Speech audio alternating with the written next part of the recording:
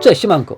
W dzisiejszym odcinku pokażę Wam, dlaczego te dwa zdjęcia, które na pierwszy rzut oka wyglądają identycznie lub bardzo podobnie, powstały w zupełnie różny sposób. W ostatnim czasie w środowisku solarygrafistów pojawiło się wiele dyskusji na temat wykorzystywania sztucznej inteligencji podczas obrabiania zdjęć solarygraficznych. Na wstępie chciałbym jednak powiedzieć, że nie chciałbym nikogo oceniać i przekonywać co do używania sztucznej inteligencji, ale chciałbym Wam pokazać dokładnie, na czym polega różnica między klasycznym wyostrzeniem zdjęcia, a używaniem do tego sztucznej inteligencji. Bo są to zupełnie różne rzeczy. Dlaczego w ogóle nagrywam ten filmik? Dlatego, że zauważyłem jeszcze jeden problem, a mianowicie początkujący solarygrafiści oglądają zdjęcia publikowane w internecie i dochodzą do wniosku, że moje zdjęcia nie są takie ostre, moje kolory są jakieś takie nieładne.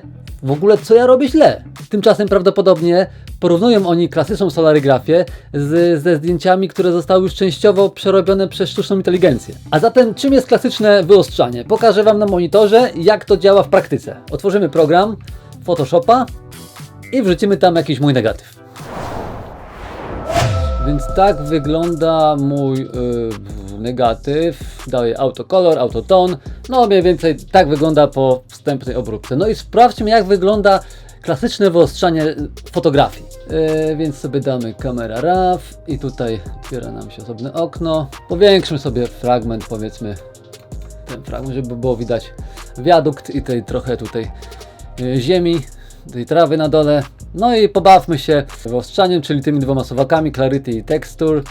No i jak widzicie, klasyczne wyostrzanie działa w ten sposób, że on po prostu nie tworzy nowych informacji. Program jedynie zwiększa kontrast, i to widać właśnie na tym przykładzie, zwiększa kontrast między poszczególnymi pikselami.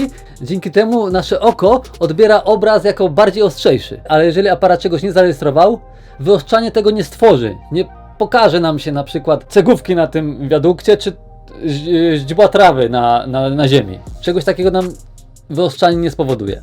Możemy kręcić tymi suwakami ile się da, ale nie zobaczymy żadnych cegówek, nie zobaczymy żadnej trawy. I tak działa klasyczne wyostrzanie. Damy OK. I tak wygląda zdjęcie po wyostrzeniu w Photoshopie. A wrzućmy teraz to zdjęcie do sztucznej inteligencji i poprośmy ją, aby nam ten obraz jeszcze wyostrzyła. I dajemy mu komendę popraw ostrość zdjęcia. Tylko tyle mu napiszemy. Zobaczymy, co stworzy. Ale żeby nie zmieniał kolorów. Ale nie zmieniaj kolorów zdjęcia. OK. I zaraz zestawimy te dwa obrazy. OK, mamy już gotowe zdjęcie, pobieramy je, wrzućmy je do Photoshopa, no i powiększmy sobie to zdjęcie, powiedzmy na 100%. To jest zdjęcie przeze mnie wyostrzone na maksa, powiększone na 100%, a to jest zdjęcie przerobione przez sztuczną inteligencję. Jak widzimy, jeszcze ładniej nam wyostrzyło to zdjęcie niż myśmy to zrobili. Na klasycznej solarygrafii widzimy Ziemię jako taką jedną szarą plamę, a sztuczna inteligencja sprawiła, że my widzimy tutaj nawet jakby tak już źdźbła trawy, jakąś taką teksturę trawy na ziemi widoczna jest. Tak samo spójrzcie na sam most, wiadukt. Tutaj jest bardziej ostry, ta barierka jest bardzo ostra, ta trakcja kolejowa oraz tak jakby były widoczne cegówki na tym wiadukcie, gdzie na oryginalnym zdjęciu tych szczegółów aż tak bardzo nie widać. I teraz najważniejsze pytanie, czy AI odzyskało te szczegóły, czy po prostu je stworzyło? Odpowiedź jest prosta, stworzyło.